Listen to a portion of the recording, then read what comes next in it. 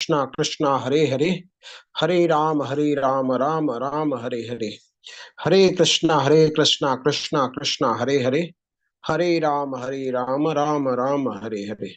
हरे कृष्णा कृष्णा कृष्णा हरे राम राम राम हरे हरे।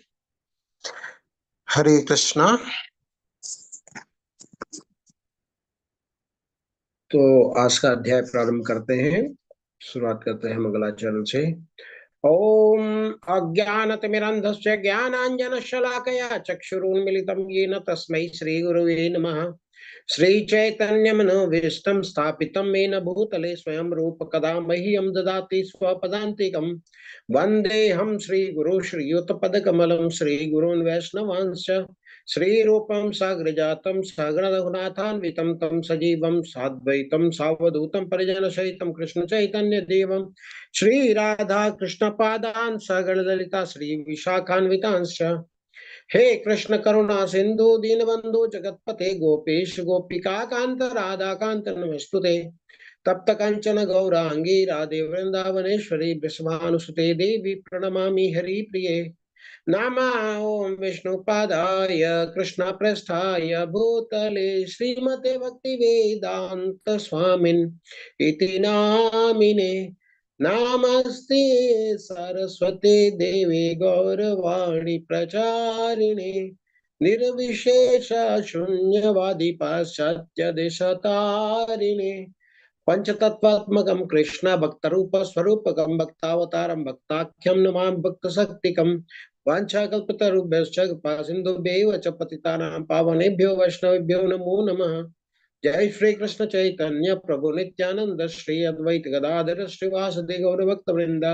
हरे कृष्णा कृष्णा कृष्णा हरे राम राम राम हरे। हरे कृष्णा कृष्णा कृष्णा हरे राम राम हरे। हरे कृष्णा कृष्णा कृष्णा हरे राम राम हरे। हरे कृष्णा।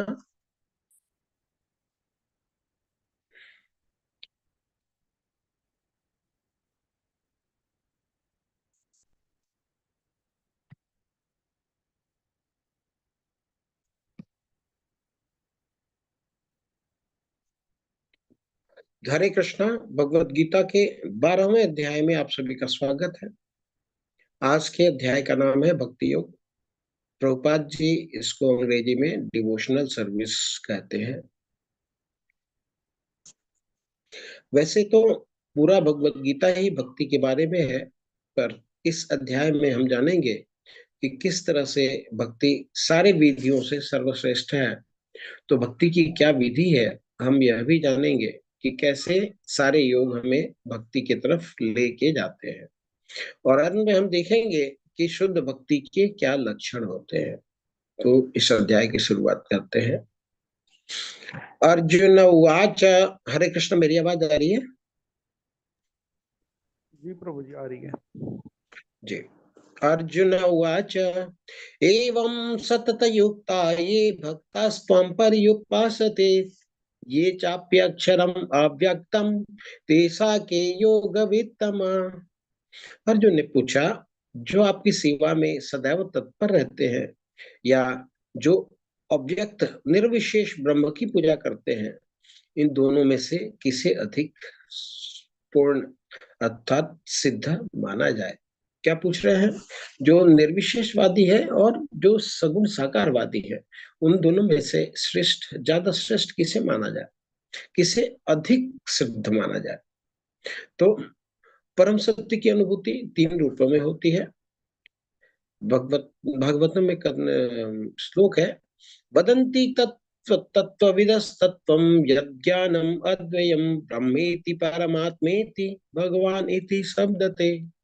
परम सत्य को जानने वाले विद्वान अर्थात अध्यात्मवादी तत्वविद इस अद्वैत तत्व को ब्रह्म, परमात्मा या भगवान के नाम से पुकारते हैं।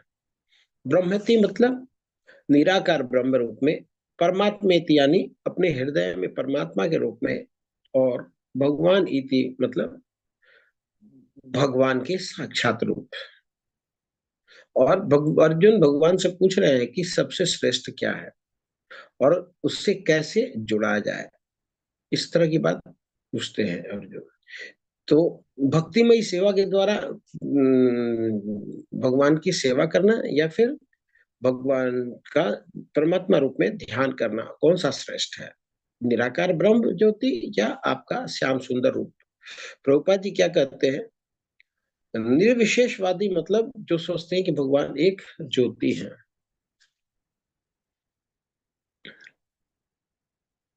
निर्विशेषवादी क्या सोचते हैं कि भगवान एक ज्योति है, और जो सगुणवादी होते हैं वे भगवान के साकार साक्षात रूप की पूजा करते हैं और पूरी शक्ति से सेवा करते हैं। क्यों? क्योंकि साकार रूप है तो उनके लिए भोजन बनाते हैं, उनको वस्त्र पहनाते हैं, उनको श्रृंगार करते हैं, उनकी आरती करते हैं। पर निर्विशेषवादी के लिए अब क्या, वो क्या करेंगे? ज्योति थोड़ी ना खाना खाएगी, ज्योति को कपड़ा भी नहीं पहनाया जा सकता है, उनका मात्र ध्यान किया जा सकता है। तो यहाँ पर अर्जुन पूछ रहे हैं कि भगवान इन दोनों में से कौन सा श्रेष्ठ है, बताएं। तो क्या बोलते हैं, सामान्यतः अध्यात्मवादियों की दो श्रेणियों में विभाजित किया जा सकता है, निर्विशेषवादी तथा सगुणवादी। सगुणवादी भक्त अपनी संपूर्ण शक्ति से परमेश्वर की सेवा करते हैं और निर्विशेषवादी भी कृष्ण की सेवा करते हैं, किंतु प्रत्यक्ष रूप से न करके वह अप्रत्यक्ष ब्रह्म का ध्यान करता है। इस अध्याय में हम देखेंगे कि परम सत्य की अनुभूति की विभिन्न विधियों में भक्ति योग क्या है, सर्वोत्कृष्ट है। यदि कोई भगवान का सानिध्य चाहता है तो उसे भक्ति करनी चाहिए। जो लोग भक्ति के द्वारा परमेश्वर की प्रत्यक्ष सेवा करते हैं वे सगुणवादी कहलाते हैं। जो लोग निर्विशेष ब्रह्म का ध्यान करते हैं वे निर्विशेषवादी कहलाते हैं। यहाँ पर अर्जुन पूछता है कि हम दोनों में से कौन श्रेष्ठ है। यद्यपि परम सत्य के साक्षात्कार के अनेक साधन हैं, किंतु इस अध्याय में कृष्ण भक्ति योग को सबों में श्रेष्ठ बताते हैं। तो जो सगुण साकारवादी है वो क्या करते हैं, वो नौ विधि भक्ति से भगवान की साथ भक्ति करते हैं। क्या है नौ विद्या भक्ति? श्रवणम कीर्तनम विष्णु स्मरणम पाद सेवनम अर्चनम दास्यम साख्यम आत्मा निवेदनम। वो क्या बोलते हैं भगवान कि श्रवण, प्रहलाद महाराज बोलते हैं कि भगवान विष्णु के दिव्य पवित्र नाम रूप साज समान तथा लीलाओं के विषय में सुनना तथा कीर्तन करना, उनका स्मरण करना, भगवान के चरण कमलों की सेवा करना, षोडशोपचार विधि द्वारा भगवान की सादर पूजा करना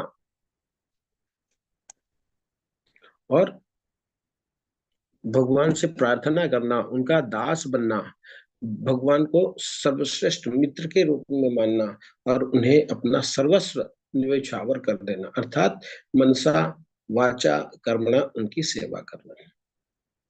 तो शुद्ध भक्ति की ये नौ विधियां स्वीकार की गई हैं। जिस किसी ने भी इन नौ विधियों द्वारा कृष्ण की सेवा में अपना जीवन अर्पित कर दिया है उसे ही सर्वाधिक विद्वान व्यक्ति मानना चाहिए। क्यों? क्योंकि उसने पूर्ण ज्ञान प्राप्त कर लिया है। तो श्रवणम का अर्थ क्या है? भगवान के बारे में सुनना। जैसे राजा परीक्षित का उदाहरण आता है, जिनकी मृत्यु 7 दिन में होने वाली है, उन्होंने सुखदेव गोस्वामी से 7 दिनों तक भगवत कथा सुनी। कीर्तनम क्या होता है? हमेशा भगवान के नाम का कीर्तन करना। जैसे मीरा माँ है, सुखदेव गोस्वामी है, उन्होंने भगवान की कथा परीक्षित महाराज को सुनाया।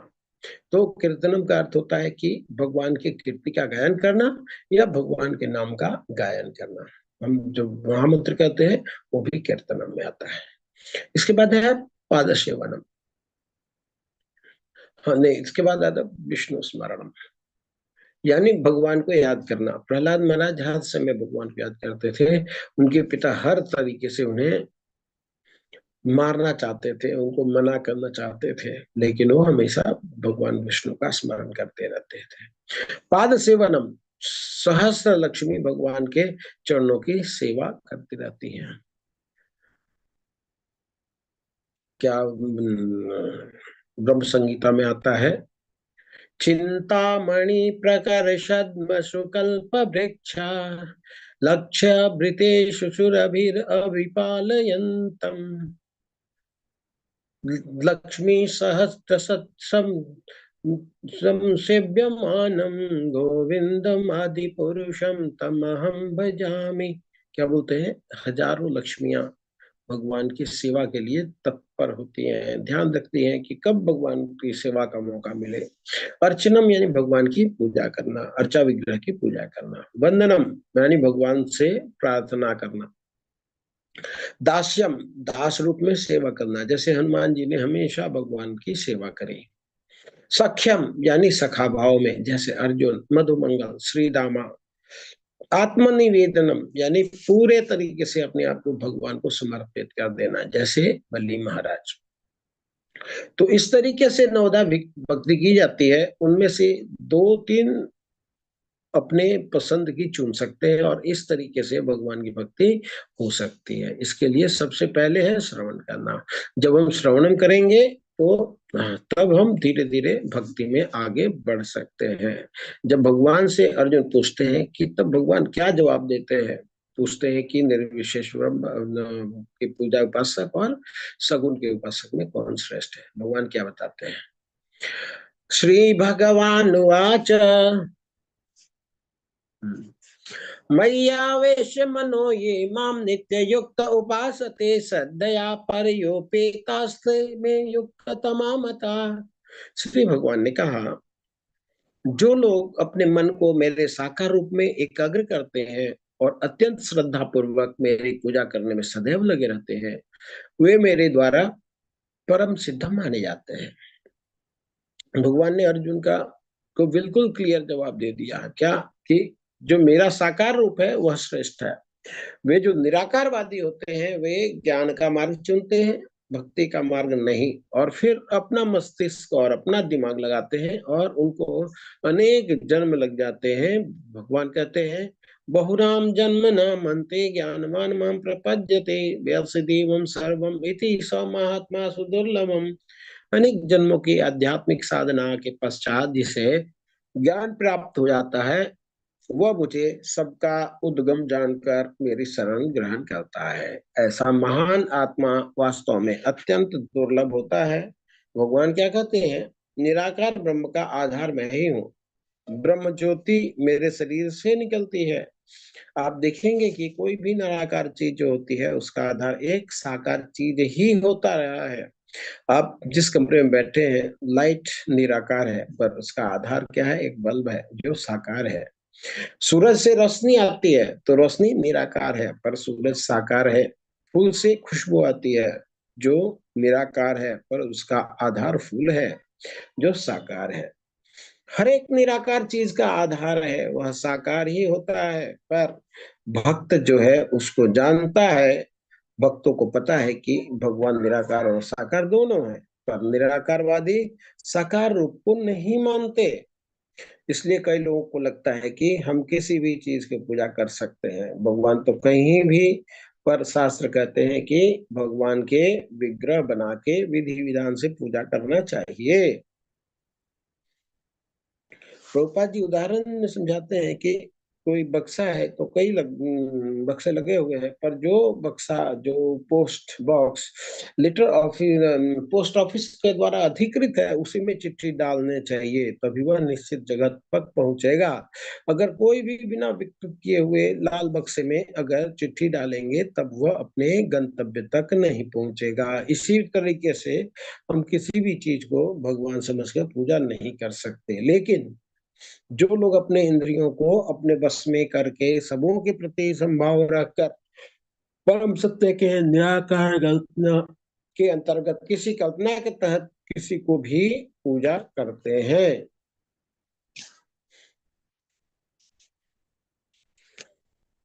देखिए विशेषवादी कैसे भगवान भगवान के रूप का ध्यान नहीं करते हो। भक्त होते हैं वही भगवान के रूप का ध्यान करते हैं।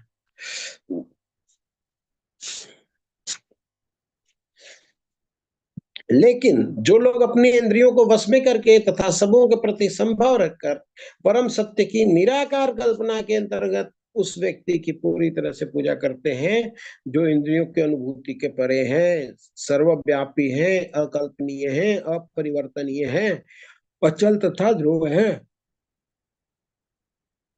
वे समस्त लोगों के कल्याण में संलग्न रहकर अंततः मुझे प्राप्त करते हैं। भगवान क्या कहते हैं? निराकारवादी भी मुझे प्राप्त करते हैं, सही गलत कुछ भी नहीं है, पर प्रश्न है कि इनमें से कौन सा श्रेष्ठ है।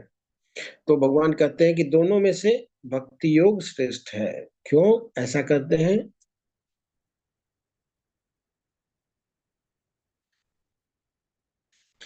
क्लेशो अधिकतरस्तेषाम् अव्यक्त आसक्त चेतसाम अव्यक्ता दुखम देहवाद्भि अवाप्यते।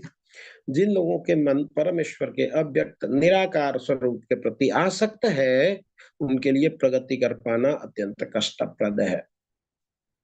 देहधारियों के लिए उस क्षेत्र में प्रगति कर पाना सदैव दुष्कर होता है। जो निराकार का मार्ग है, लोग सोचते हैं कि ब्रह्म ज्योति का मार्ग से ही भगवान को प्राप्त कर सकते हैं। भगवान क्या कह रहे हैं? भगवान कह रहे हैं उसमें दुख ही दुख है, प्रगति कर पाना बहुत कठिन है। क्यों? क्योंकि साकार रूप में तो आप सेवा कर सकते हैं। आप देखिए, सेवा कर रहे हैं, जप कर रहे हैं, कितना ध्यान भटकता है। निराकार में जहाँ कुछ है ही नहीं, ज्योति ही ज्योति है, ध्यान कितना भटकेगा। तो भगवान कह रहे हैं कि देहधारियों के लिए ही नहीं, बाकी लोगों के लिए भी लाभप्रद है। जब आप जप कर रहे होते हैं तो आपका भी लाभ होता है, और कीड़े मकोड़े जो आसपास होते हैं उनके कान में भी ध्वनि जाती है, तो उनका भी कल्याण हो जाता है। सारी चीजों का कल्याण होता है। जिस पेड़ से आप फूल तोड़ रहे हैं, फल तोड़ रहे हैं, भगवान को अर्पित करते ही उसका भी कल्याण हो जाता है। अगर कोई मनुष्य ध्यान करके बैठ जाता है तो वह मात्र अपने लिए करता है, किसी और का कल्याण उसमें नहीं है, जबकि भक्ति से सबका कल्याण होता है।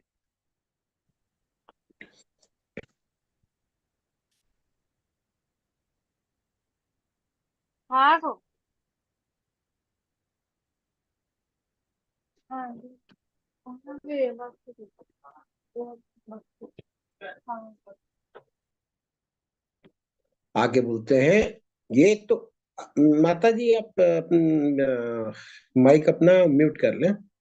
ये तो सर्वाणि कर्माणि मयि सन्न्यस्य मत्परा अनन्येनैव योगेन मां ध्यायन्त उपासते तेषाम् अहं समुद्धर्ता मृत्यु संसार सागरात् भवामि न चिरात् पार्थ मय्यावेशित चेतसाम्।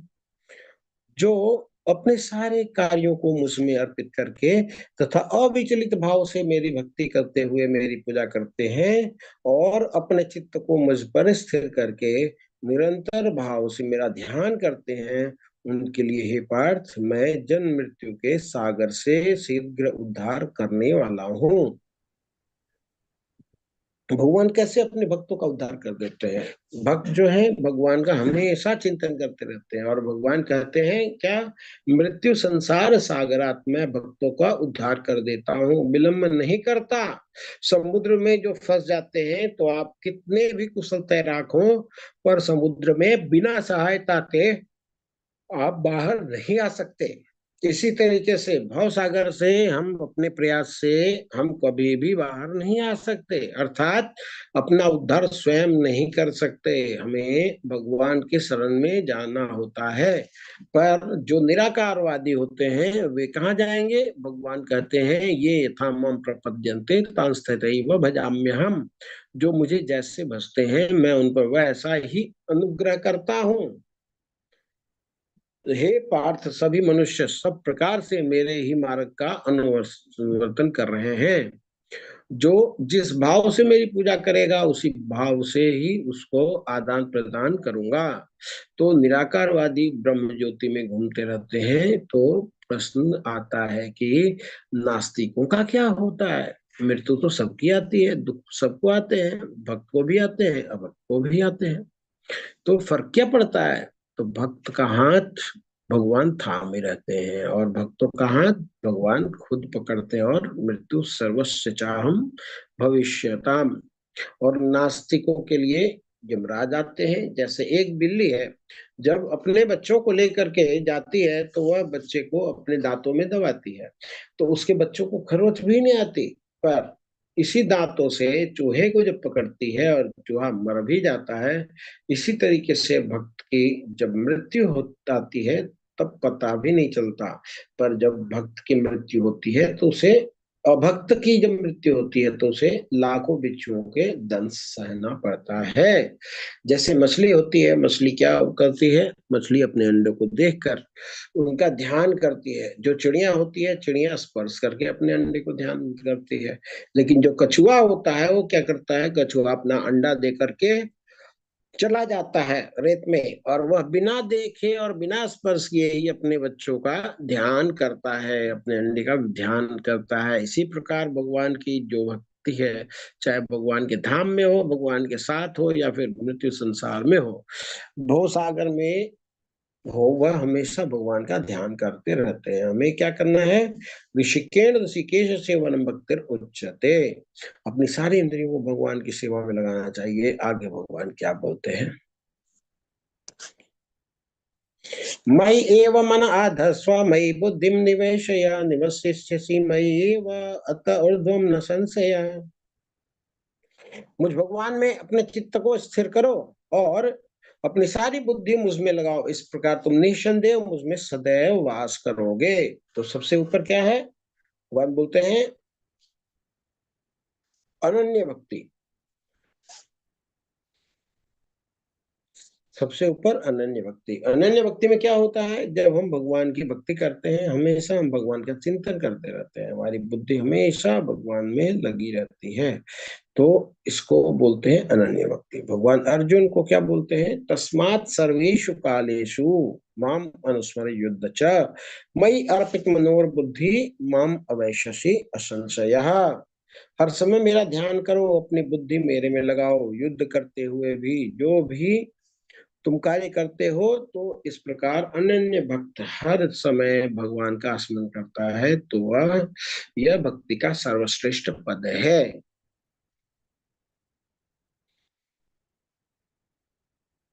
आगे बोलते हैं अथ चित्तम समाधातुम न शक्नोषि मयि स्थिरम अभ्यास योगेन ततो माम इच्छाप्तुम धनंजय। हे अर्जुन, हे धनंजय, यदि तुम अपने चित्त को अविचल भाव से मुझ पर स्थिर नहीं कर सकते तो तुम भक्तियों के विधि विधान का पालन करो। इस प्रकार तुम मुझे प्राप्त करने की चाह उत्पन्न करो। सबसे ऊपर क्या है? अनन्य भक्ति। अनन्य भक्ति में क्या होता है? जब हम भगवान की भक्ति करते हैं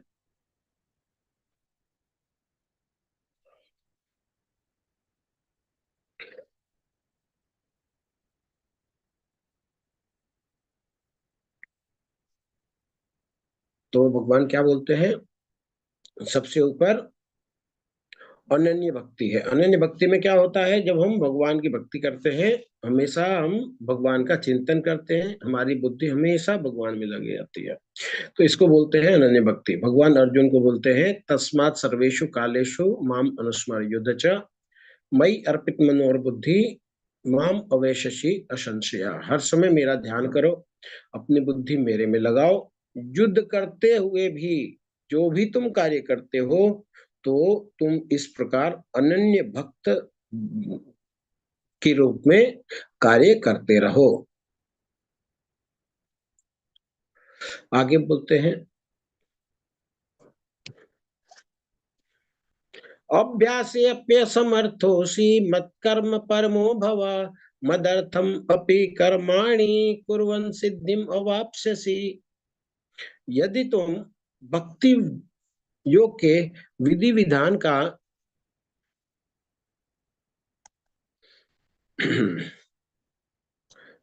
भी यदि तुम भक्ति योग के विधि विधानों का भी अभ्यास नहीं कर सकते तो मेरे लिए कर्म करने का प्रयत्न करो। एक सेकंड।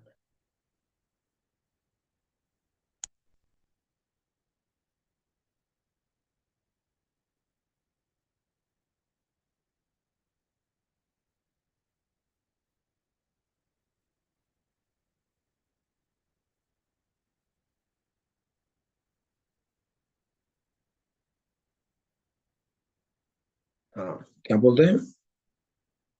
तो मेरे लिए कर्म करने का प्रयत्न करो। क्यों? क्योंकि मेरे लिए कर्म करने से तुम पूर्ण अवस्था को प्राप्त करोगे। तो क्या बोल रहे हैं कि शुरुआत कहाँ से हुई कि अपना मन मेरे में लगाओ। अगर तुम मन को मेरे में नहीं लगा सकते हो तो विधि विधान का पालन करो। विधि विधान का भी अगर तुम पालन नहीं कर सकते हो तो तुम मेरे लिए कर्म करो। जब मेरे लिए कर्म करोगे तो फिर भगवान के लिए कर्म करेंगे तो भगवान के विधि विधान का नियम का भी पालन हो जाएगा। जब नियम का पालन हो जाएगा तो फिर भगवान में मन लग जाएगा। तो भगवान ऐसे ये स्टेप बाय स्टेप बता रहे हैं। भगवान क्या कह रहे हैं? 9वें अध्याय में भगवान बोले हैं, यत् करोषि यदस्नासि यज्जुहोषि ददासि यत् तपस्यसि कौन्तेय तद्कुरुष्व मद अर्पणम। हे कुंती पुत्र, जो तुम करते हो, जो कुछ खाते हो, जो कुछ अर्पित करते हो या दान देते हो, और जो भी तपस्या करते हो उसे मुझे अर्पित करते हुए करो। क्या बोल रहे हैं? यत करोसि, क्योंकि इस जीवन में अगर हमें कुछ ना कुछ तो करना है, तो भगवान कह रहे हैं कि जो कुछ भी करते हो मेरे को अर्पित करो। यशस्नासी, जो कुछ खाते हो वो मेरे को अर्पित करते हुए खाओ। जो दान देते हो वो भी मुझे अर्पित करते हुए करो, और जो तपस्या करते हो वो भी मुझे अर्पित करते हुए करो।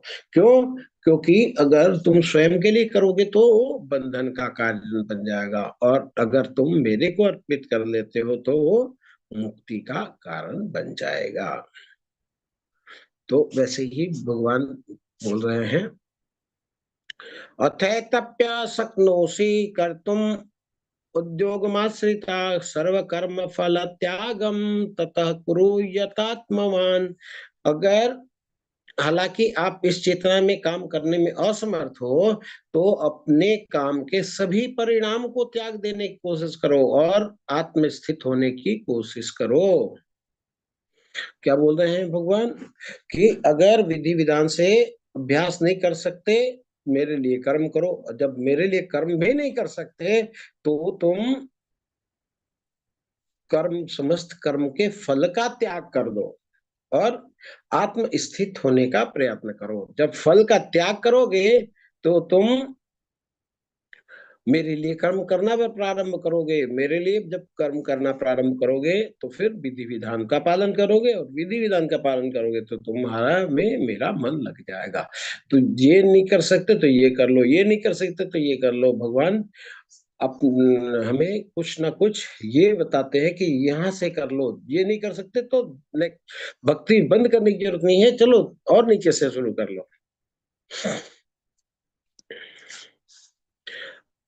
तो फिर आगे भगवान बोल रहे हैं, श्रेयो हि ज्ञानम अभ्यासात ज्ञानात् ध्यानम विशिष्यते ध्यानात् कर्म फल त्यागम त्याग्यात् शांतिम अनंतरम। यदि तुम यह अभ्यास नहीं कर सकते तो ज्ञान के अनुशीलन में लग जाओ, लेकिन ज्ञान से श्रेष्ठ ध्यान है, और ध्यान से श्रेष्ठ कर्म फल का परित्याग, क्योंकि ऐसे त्याग से मनुष्य के मन को शांति प्राप्त होती है। तो भगवान क्या बोल रहे हैं कि अगर तुमसे ये समस्त कर्म के फलों का त्याग नहीं होता तो फिर तुम ज्ञान योग कर लो, ज्ञान से श्रेष्ठ ध्यान है, फिर ध्यान कर लो, या फिर कर्म फलों का परित्याग कर लो। तुम कोई भी करोगे तो तुम धीरे धीरे प्रोग्रेस में आ जाओगे। ऐसे करने से तुम भगवान को अनन्य भक्त बन जाओगे। भगवान ये कहते हैं।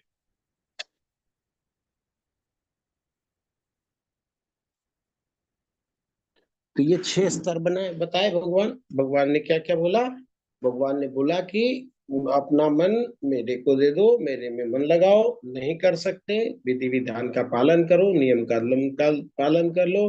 वो नहीं कर सकते तो फिर तुम मेरे लिए कर्म करो। मेरे लिए काम नहीं कर सकते तो अपने कर्म के जो फल है उनका त्याग करो। वो भी नहीं कर सकते तो फिर ज्ञान का अनुशीलन कर लो। ज्ञान से श्रेष्ठ ध्यान है, और ध्यान से श्रेष्ठ है कर्म फलों का त्याग।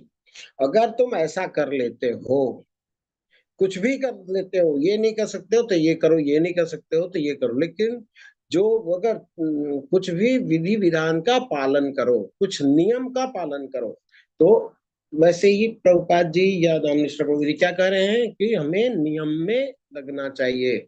शुरुआत एक माला जप से करना चाहिए, और ऐसे ऐसे धीरे धीरे धीरे धीरे हम बढ़ते बढ़ते बढ़ते बढ़ते अनन्य भक्ति तक पहुंच सकते हैं।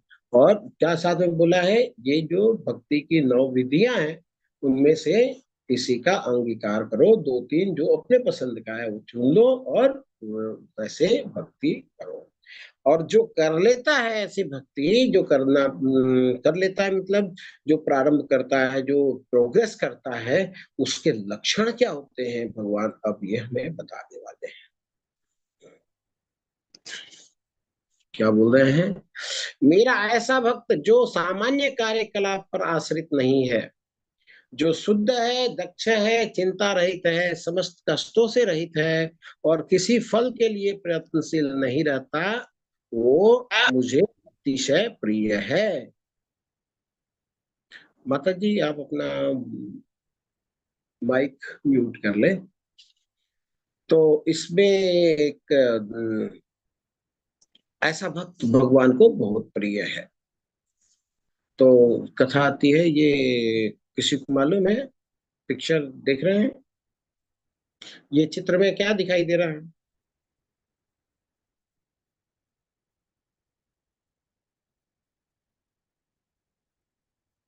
चित्र दिखाई दे रहा है किसी को? जी प्रभु जी। हाँ, तो ये चित्र में क्या दिखाई दे रहा है माता जी?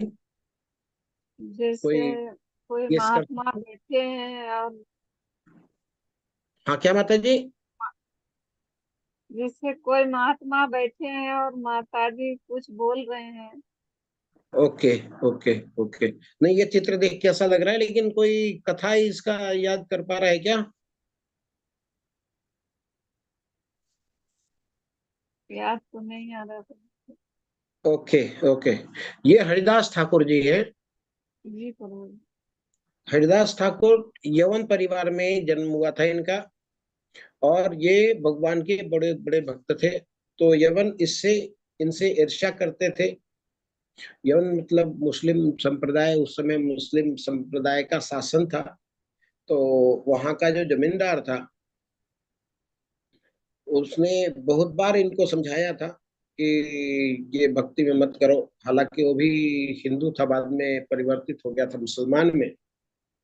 तो इनसे ईर्ष्या करता था और इनको बोलता था कि आप अल्लाह को का इबादत करो, तुम भगवान का माला जपना ये सब बंद करो। लेकिन ये बहुत सच्चे भक्त थे। तो इनको पदच्युत करने के लिए, इनको बदनाम करने के लिए उसने क्या किया, एक वैश्या को, जो उस नगर की सबसे खूबसूरत वैश्या थी, उसको उन्होंने कुछ पैसे दे करके बोला कि आप जाइए, ये अकेले कुटिया में होते हैं, इनको बातचीत में फंसाइए। जब ये आपसे बात करने लग जाएंगे तो इनका आलिंगन करिएगा, हमारे पुलिस आजू बाजू में होंगे, आगे पकड़ लेंगे और इनको बदनाम कर देंगे, ताकि लोग भक्तिभाव से मुंह मोड़ना शुरू करें। तो ये वैश्या होती हैं, ये आती हैं और हरिदास ठाकुर के पास बैठती हैं, बोलती हैं कि ठाकुर आप इतने यंग हो, मुझे आपसे कुछ बात करनी है। तो ठाकुर बोलते थे कि ठीक है, आप प्रतीक्षा कीजिए, मेरा माला जब अभी पूर्ण नहीं हुआ है, माला जब पूर्ण कर लेता हूँ इसके बाद मैं, आप जो कहेंगी मैं करूंगा, आपका बात करूँ सुनूंगा। और ये बैठी रहती हैं, इंतजार करती हैं कि इनका माला खत्म होगा तो इनसे बात करेंगे, और बात करके जो हमें पैसा दिया गया है उसका काम करेंगे। लेकिन ये शाम को आती हैं, क्योंकि लोग गलत काम शाम को ज्यादा प्रेफर करते हैं, तमोगुण का समय होता है। लेकिन उनको पता नहीं कि ये रात भर माला जपते रहते हैं। तो ये बैठी रहते हैं और रात भर ये माला जपते रहते हैं, जपते रहते हैं। सुबह सूर्योदय हो गया, जब उजाला हो गया, तो फिर ये तमोगुण वाले कार्य नहीं होता उस समय। तो क्या करती है कि ये बोलती है कि आपने तो बुरा मेरा रात बर्बाद कर दिया, बोल करके ये ठीक है मैं कल आऊंगी, शाम को आऊंगी। फिर दूसरे दिन आती है और बैठी रहती है, फिर से इंतजार करती है। ये इन्होंने यही बोला कि हाँ मैं आपकी बात मानूंगा, लेकिन मेरा जो माला का संख्या है वो अभी नहीं हुआ है, मेरे को कंप्लीट करने दीजिए।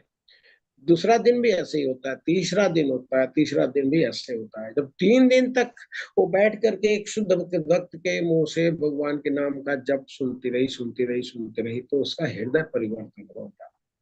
तो तीसरे दिन के अंत में वो बोलती है, ठाकुर मैं आपसे कोई बात करने नहीं आई थी, मैं भेजी गई थी आपको पतित बनाने के हाँ। लिए। हम आपको आपके स्तर से गिराने के लिए हमको भेजा गया था। तो ठाकुर ने बोला कि ये तो जब आप आए थे मुझे उसी समय मालूम था, लेकिन मैं चाहता था कि इसमें आपका क्या दोष है। आप भगवान के नाम का जप सुनिए और भगवान आपको शुद्ध बना देंगे। तो बोली कि आप मुझे दीक्षा दीजिए और मुझे भी आपके जैसा माला जपना है, कैसे करूं। तो उन्होंने बोला कि ठीक है, आप ऐसा करो, आपने जो धन एकत्रित किया है वो सब दान कर दो, और 2 कपड़े लेकर के आ जाओ, मेरी कुटिया में रहो और भगवान के नाम का जप करो। और उसी समय इन्होंने कुटिया इनको देते हैं, तुलसी वहां पे लगी हुई है, और तुलसी के समीप में ये अपना माला करती हैं, और धरदास ठाकुर जी किसी और कुटिया बना के कहीं और चले जाते हैं। तो भगवान के जो भक्त होते हैं उनके ऐसे क्रियाकलाप होते हैं, शुद्ध होते हैं, दक्ष हैं, चिंता से रहित है, समस्त कष्टों से रहित है, और किसी फल के लिए प्रयत्नशील नहीं रहता। ऐसा भक्त भगवान को अतिशय प्रिय होता है। आगे भगवान बोलते हैं, जो किसी से द्वेष नहीं करता लेकिन सभी जीवों के दयालु मित्र है, जो अपने को स्वामी नहीं मानता और मिथ्या अहंकार से मुक्त है, जो सुख दुख में समभाव रहता है, सहिष्णु है, सदैव आत्मतुष्ट रहता है, आत्म संयमी है, तथा जो निश्चय के साथ मुझ में मन और बुद्धि को स्थिर करके भक्ति में लगा रहता है, ऐसा भक्त मुझे अत्यंत प्रिय है। तो भगवान को प्रिय ऐसे हैं जो किसी से द्वेष नहीं करता, सब जीवों के प्रति दयालु मित्र है, स्वामी अपने को नहीं मानता, अपने को सेवक मानता है। तो ऐसे भगवान को बहुत प्रिय है। ये पिक्चर किसकी है, कोई बता सकेगा?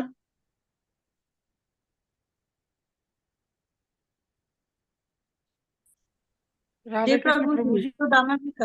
ये रामा जी हाँ, कृष्ण। सुदामा जी का है। अब देखिए, अगर हमारा जानकार, हमारा रिश्तेदार, हमारा दोस्त, हमारा कोई अगर छोटा सा ओहदे पे होता है, कहीं का डीएम होता है, कहीं का एसपी होता है, तो हम उसके नाम पे लोगों को धमकियां देने लग जाते हैं। हमारा दोस्त तो ये है, हमारा रिश्तेदार तो ये है, ऐसे कर देंगे, वो कर देंगे। सुदामा जी हैं, सुदामा जी इतने शुद्ध भक्त हैं कि वो जाकर के भिक्षाटन करते हैं, 2-4 जगह से ही मांगने जाते हैं, बहुत जगह जाते भी नहीं है, और वहां से जो मिल गया तो खा लेते हैं, नहीं मिला तो उपवास कर लेते हैं। ऐसे भक्त हैं। और किसी को एक शब्द नहीं बोला किसी को कि मेरे मित्र हैं द्वारकाधीश, एक बार भी किसी को नहीं बोला। एक बार की बात है, कुछ साधु इनके घर में आए हुए थे, ये घर में थे नहीं, इनकी पत्नी को साधु ने बोला कि कुछ भिक्षा दे दो माता। तो इनके घर में ऐसा कुछ था नहीं, तो इनकी पत्नी ने बोला कि मैं कुछ दे नहीं पाऊंगी, घर में कुछ भी नहीं है। तो बोले कि ऐसा नहीं करते माता, आप कम से कम पानी तो पिला दो, पानी तो होता है सबके घर में। तो इनकी पत्नी ने पानी पिलाया है। तो संतों ने कहा है कि आपको पता नहीं है, आपके जो पति है ना वो द्वारकाधीश कृष्ण के मित्र हैं, आप उनको उनके पास भेजिए, और उनके पास जाएंगे तो आपके पास धन धान्य हो जाएगा। उनकी पत्नी बोलती है, नहीं हमारे पति ना बहुत संकोची स्वभाव के हैं, किसी से मांगते नहीं, किसी को बोलते नहीं है। तो महात्माओं ने बोला कि उनके पास जा करके मांगने की आवश्यकता नहीं होती है, उनको सब पता होता है। तो जैसे ही सुदामा जी आते हैं तो उनको बोलती हैं कि आपके मित्र हैं द्वारकाधीश कृष्ण। बोले हाँ हाँ मेरा मित्र है। तो आपने तो बताया नहीं, आप उनसे मित्र से मिलने क्यों नहीं जाते? पत्नी ने ये नहीं बोला कि आप जाइए दरिद्रता दूर होगी, बोले कि आपके मित्र हैं तो मित्रता में तो आपको मिलना चाहिए, आप जाइए मुलाकात करके आइए। तो सुदामा जी जाते हैं। इसके बाद की कथा तो सभी को मालूम है। तो आप लोगों से मेरा प्रश्न है, जैसे हमने पहले पढ़ा था पिछले अध्याय में कि भगवान के पास चार लोग जाते हैं। कौन?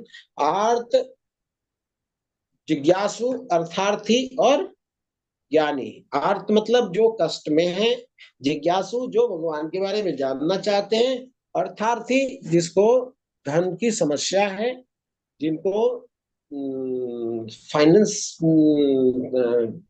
रिलेटेड चीज में प्रॉब्लम है, अर्थार्थी और ज्ञानी। तो कोई बता सकता है कि जो सुदामा जी हैं वो किस कैटेगरी में आते हैं? ये तो भगवान के पास गए, भगवान के पास चार ही लोग जाते हैं, तो ये चार लोग में से कौन से ज्ञानी। हरे कृष्णा प्रभु जी। हाँ प्रभु। ज्ञानी जी, ज्ञानी जिसको ज्ञान है। ज्ञानी है। हाँ जी, हाँ जी। अच्छा, और कोई बताना चाहेगा?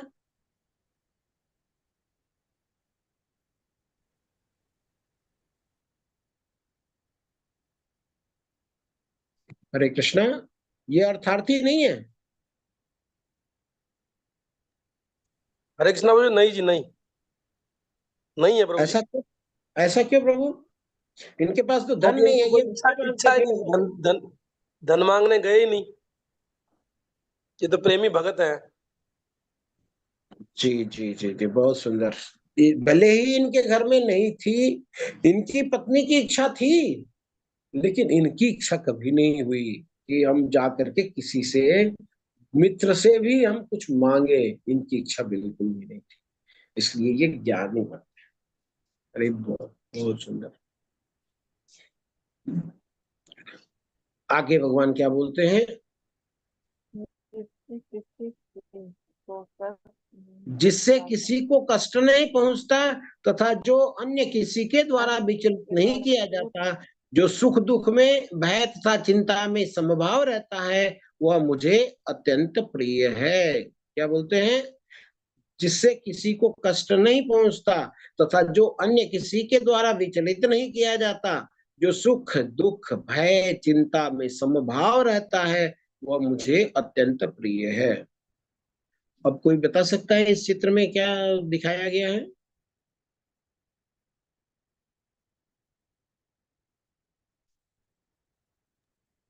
हरे कृष्णा प्रभु जी। हरे कृष्णा प्रभु। हाँ, ये भोलेनाथ जी, मैया पार्वती उनके गोडे पे बैठी हैं।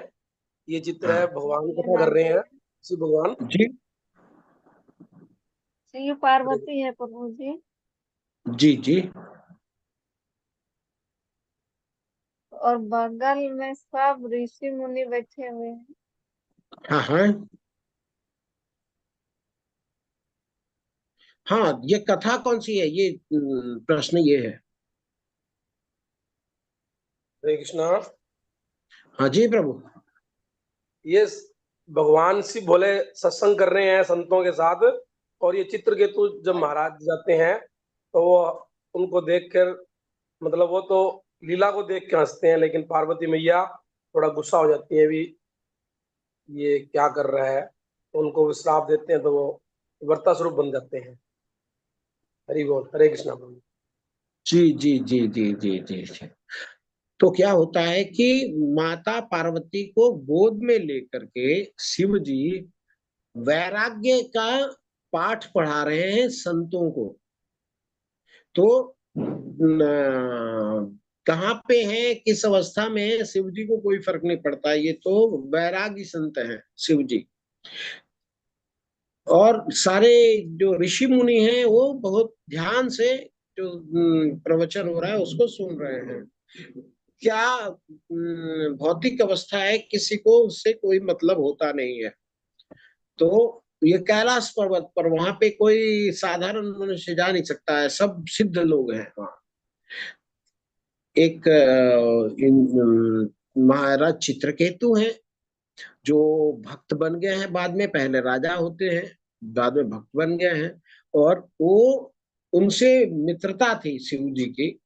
तो ये आकाश मार्ग से एक जगह से दूसरी जगह जा रहे थे। रास्ते में देखा शिव जी गोद में लेकर के माता पार्वती को लोगों को उपदेश दे रहे हैं। तो ये हंसते हैं, विनोद करते हैं शिव जी से कि वाह, ये तो बहुत अच्छा वैराग्य आप पढ़ा रहे हो लोगों को, खुद भोग में लगे हो और दूसरे को वैराग्य पढ़ा रहे हो। तो हालांकि शिव जी जानते हैं, शिव जी से मित्रता है इनकी, लेकिन पार्वती जी ऐसे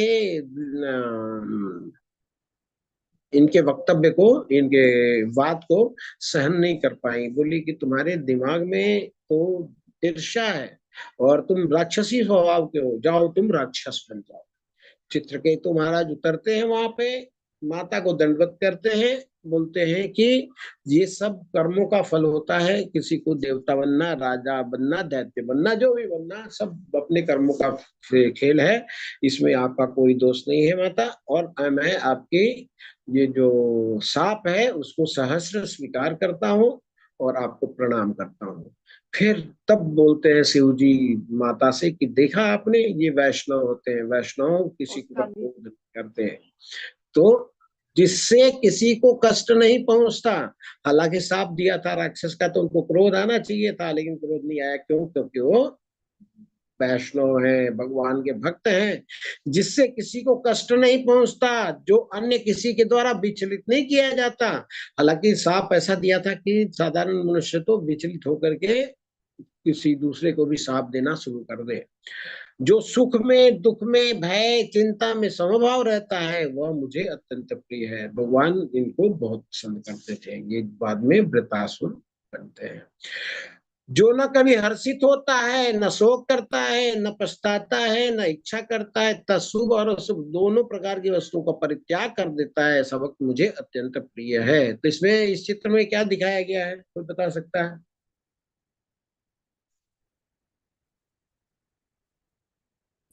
प्रहलाद महाराज को दिखाया गया प्रभु। हाँ, प्रहलाद महाराज की कथा सबको मालूम होगा।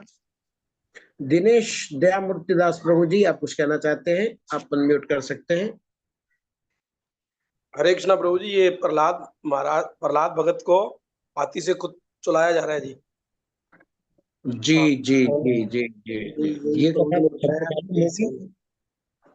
जी जी, इसको सबको मालूम होगी इस कथा को। आगे बताते हैं, जो मित्र तथा शत्रुओं के लिए समान है, जो मान तथा अपमान, शीत तथा गर्मी, सुख तथा दुख, यश और अपयश में संभव रहता है, जो दूषित संगति से सदैव मुक्त रहता है, जो सदैव मौन और किसी भी वस्तु से संतुष्ट रहता है, जो किसी प्रकार के घर बार की परवाह नहीं करता, जो ज्ञान में दृढ़ है और जो भक्ति में संलग्न है, ऐसा पुरुष मुझे अत्यंत प्रिय है। भगवान बोलते हैं कि ऐसे ये सब गुण वाले लोग, जिनमें ये सब गुण होते हैं, कौन होते हैं? ये भक्त होते हैं, और ऐसे भक्त मुझे बहुत प्रिय है।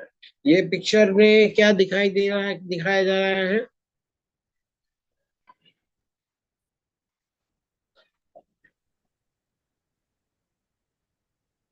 कोई गेस कर सकता है?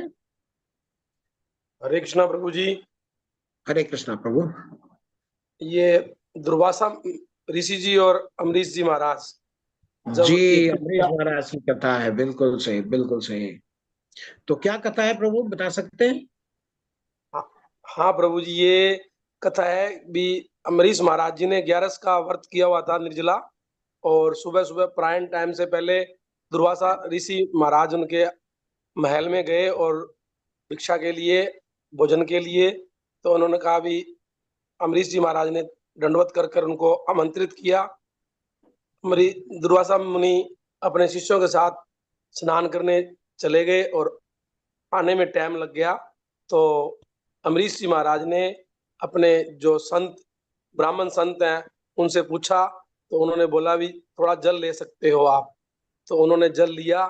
तो दुर्वासा मुनि जी उस टाइम पहुंच गए। तो उन्होंने बोला भी आपने मेरा सत्कार नहीं किया, गुस्से गुस्से में हो गए, क्रोध में हो गए और अपनी जटा से एक कृति पैदा, मतलब राक्षसी पैदा की, तो उनको मारने के लिए। तो फिर जब ये अम्बरीश महाराज जी हाथ जोड़ के खड़े हैं, किसी तरह की चिंता भय नहीं किया और अपने भगवान को याद करते रहे, और फिर सुदर्शन चक्र प्रकट होकर अम्बरीश जी महाराज को बचाते हैं और कृत्या को नष्ट कर देते हैं, और अम्बरीश दुर्वासा मुनि के पीछे लग जाते हैं। तो वो सब जगह जाते हैं, ब्रह्मा जी के पास, शिव जी के पास, सभी लोकों में जाते हैं, लेकिन उनकी रक्षा नहीं हो पाती। फिर वो हार कर विष्णु भगवान के पास जाते हैं, नारद जी कहते हैं, नारद जी मिलते हैं तो, और जब विष्णु भगवान के पास जाते हैं तो भगवान कहते हैं भी आपने ये सुदर्शन चक्र भक्तों की रक्षा के लिए है, आप वापस अम्बरीश महाराज जी के पास जाइए तो ही आपको इससे मुक्ति मिलेगी। तो वो भागकर जल्दी से जल्दी दुर्वासा मुनि जी अम्बरीश जी महाराज के पास आते हैं, तो वहाँ हाथ जोड़ते हैं। तो अम्बरीश जी महाराज उनके चरणों में पड़ते हैं भी मैं तो एक दास हूँ, और सुदर्शन चक्र से प्रार्थना करते हैं कि ऋषि मुनि का किसी प्रकार का अहित ना हो, और सारा अपना तप जप देते हैं। तो सुदर्शन चक्र जी महाराज शांत हो जाते हैं और दुर्वासा मुनि जी वो शाप पाते हैं। फिर हरे कृष्णा जी। हरे कृष्णा प्रभु। दुर्वासा मुनि की रक्षा हो जाती है। तो भक्त ऐसे होते हैं, जो व्यक्ति इनके लिए राक्षस का जन्म दिया कि इनको खा जाओ, ऐसा द्वेष रखने वाले के प्रति भी इनका हृदय इतना कोमल है कि ये फटाफट क्षमा कर देते हैं। तो भक्तों की ये गुण है। आगे बताते हैं, ये तो धर्ममृतम इदम यथोक्तम पर्युपासते सद्ददाना मत परमा भक्तासी अतीव में प्रिया। जो इस भक्ति के अमर पथ का अनुसरण करता है और जो मुझे ही अपने परम लक्ष्य बनाकर श्रद्धा सहित पूर्ण रूपेण संलग्न रहता है, वे भक्त मुझे अत्यधिक प्रिय है। तो ऐसे भक्त भगवान को बहुत प्रिय है। ये किसी को मालूम है कथा?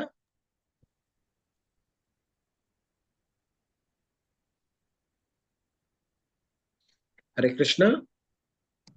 हरे कृष्णा प्रभु। हरे कृष्णा प्रभु जी। ये सूरदास जी हैं, भगवान की याद करते स्मरण करते रहते हैं मन में। सूरदास नहीं है प्रभु जी, ये है बिल्व मंगल ठाकुर। हाँ हाँ, जो जिन्होंने अपने आंखों को अपने हाथों जी, से बिल्व मंगल ठाकुर जी हैं। और ये जो भजन गाते थे, इतना भाव विभोर हो जाते थे कि भगवान स्वयं भगवान कृष्ण इनके भजन सुनने आते थे।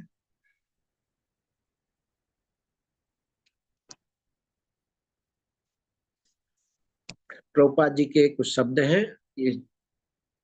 इस अध्याय में परम सत्य की जो निराकार धारणा वर्णित है, उसकी संस्तुति उस समय तक के लिए की गई है जब तक मनुष्य आत्म साक्षात्कार के लिए अपने आप को समर्पित नहीं कर देता। दूसरे शब्दों में, जब तक उसे शुद्ध भक्त की संगति करने का अवसर प्राप्त नहीं होता, तभी तक निराकार की धारणा लाभप्रद हो सकती है।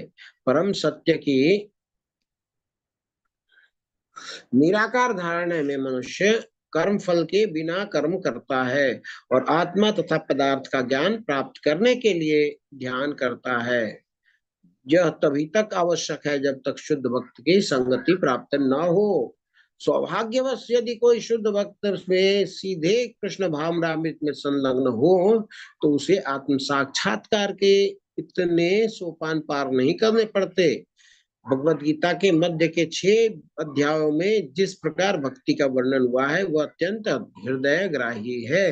तो क्या बोलते हैं कि लोग प्रयास करें अपने से, लेकिन जैसे ही कोई कृष्ण भावनामृत भक्त उनके संपर्क में आता है तो फटाफट उनका प्रोग्रेस हो जाता है। क्यों? वो भगवान की सेवा में लग जाते हैं। जब तो भगवान की सेवा में लग जाते हैं तो भगवान की सेवा में ग्रेजुअल प्रोग्रेशन होती है और वो भगवान से प्रेम करने लग जाते हैं। और जब वो भगवान से प्रेम करने लग जाते हैं तो भगवान भी उनसे प्रेम करने लग जाते हैं। तो हरे कृष्णा। ये अध्याय यही समाप्त होता है। ध्यान पूर्वक श्रवण करने के लिए आपको बहुत बहुत धन्यवाद। किसी का कोई प्रश्न है तो ले सकते हैं। अब हम कल से इसके पार्ट 3 में प्रवेश करेंगे, जो ज्ञान योग है। तो हालांकि भक्ति योग पूरे चैप्टर, पूरे भगवत गीता में ही है, लेकिन जो पहले 6 अध्याय हैं वो कर्म मिश्र भक्ति योग है।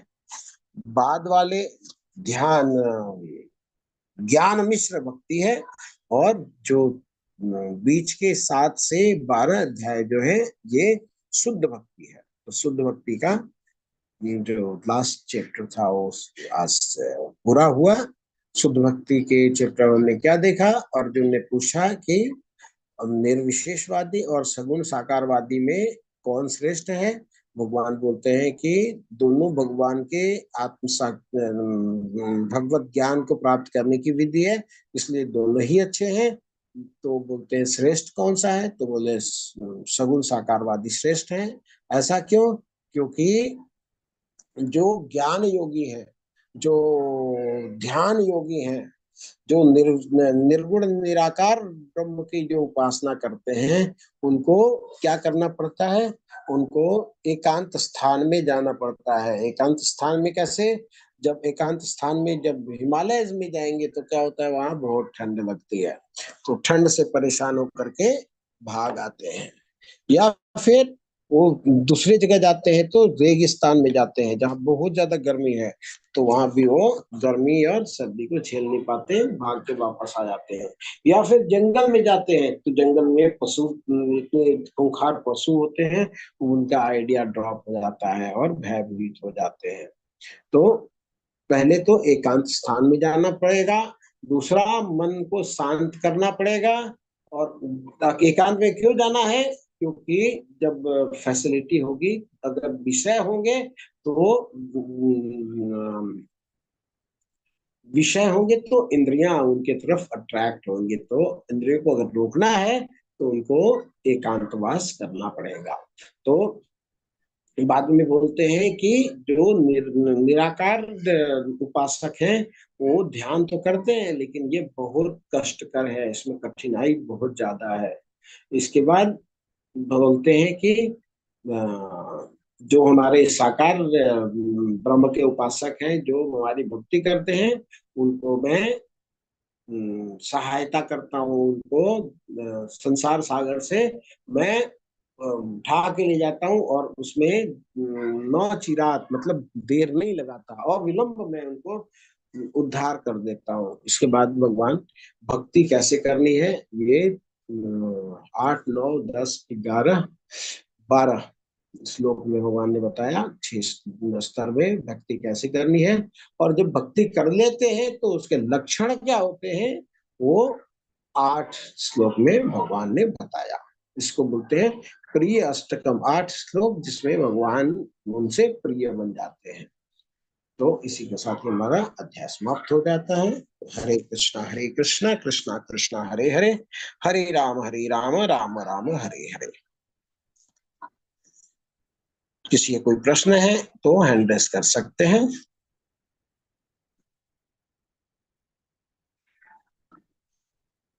सब लोग अपने को अनम्यूट कर ले प्लीज। अपना वीडियो भी ऑन कर लीजिए आप लोग। वीडियो ऑफ करके पढ़ाई नहीं होती प्रभु जी, माता जी। और ये जो आध्यात्मिक पढ़ाई है ना, भौतिक पढ़ाई से गूढ़ है। भगवान इतना कॉम्प्लिकेट नहीं बनाया है, इसलिए हमें थोड़ा थोड़ा समझ में आता है, लेकिन पूरा समझने के लिए हमें बार बार पढ़ना होगा, भगवान नाम का जप करना होगा। हरे कृष्णा भैया। तो जैसे बाहरी जो ज्ञान होता है, बाहर की पढ़ाई होती है, उसमें कैलिबर की आवश्यकता होती है, और जो हम आध्यात्मिक पढ़ाई करते हैं इसमें कैरेक्टर की आवश्यकता होती है, हमारी साधना की आवश्यकता होती है, हमारा जप की आवश्यकता होती है। हमें साधु संग लेना है एक दूसरे का, तभी हम भक्ति में आगे बढ़ पाएंगे। हरे कृष्णा दिनेश दयामृत दास प्रभु जी, हरे कृष्णा दंडवत प्रणाम। हरे कृष्णा विजय कुमार प्रभु, हरे हरे कृष्ण। शुक्ला प्रभु। हरे कृष्ण। हरे कृष्णा कृष्णा कृष्णा माता जी। हरे हरे कृष्णा राम राम राम हरे। हरे कृष्णा अनिल कुमार प्रभु। हरे कृष्णा आशा देवी माता जी। हरे कृष्णा हरे हरे कृष्ण माता जी। प्रभु जी। हरे कृष्ण प्रभु हरे जी। कृष्णा सुनील प्रभु जी। सुधीर पंसारी प्रभु जी। अरविंद प्रभु जी। संध्या माता जी। स्नेहा उपाध्याय माता जी। श्याम प्रभु जी। राजेश राठौर प्रभु जी। आनंद कुंवर प्रभु जी। हरे कृष्णा सभी को दंडवत प्रणाम। हरे कृष्ण प्रभु जी। हरे कृष्णा। हरे कृष्णा। हरे और कृष्ण कोई प्रभु कुछ जी। शेयर करना चाहे या कुछ पूछना चाहे जी। हरे कृष्णा प्रभु जी। हरे कृष्णा प्रभु। प्रभु जी जो अपने ये गीता जी का पाठ हो रहा है 1 से 18 तक, इसकी रिकॉर्डिंग भी है प्रभु जी यूट्यूब पे कोई? जी जी जी प्रभु जी बात नहीं रिकॉर्डिंग है। हो रही है। अरविंद प्रभु जी आपको लास्ट में सब दे देंगे। थैंक यू प्रभु जी। हरे कृष्णा। हरे कृष्णा।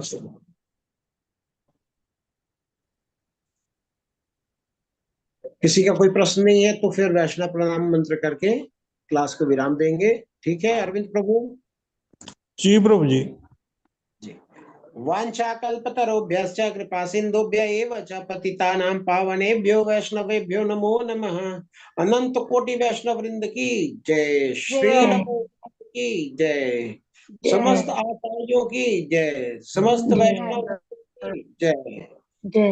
आपको आप सब भक्तों की जय। भगवान की वाणी भगवत गीता की जय। हरे कृष्णा कृष्णा हरे कृष्णा हरे हरे हरे राम राम राम राम हरे हरे कृष्णा कृष्णा हरे हरे राम राम राम हरे हरे हरे कृष्णा हरे कृष्णा कृष्णा कृष्णा हरे कृष्णा हरे हरे राम राम हरे हरे हरे कृष्णा जय श्री हरे कृष्ण प्रभु जी। हरे कृष्णा भैया। हरे कृष्णा हरे कृष्णा। हरे कृष्णा प्रभु जी। हरे कृष्णा प्रभु। हरे कृष्णा। दंडवत प्रणाम प्रभु। दंडवत प्रणाम।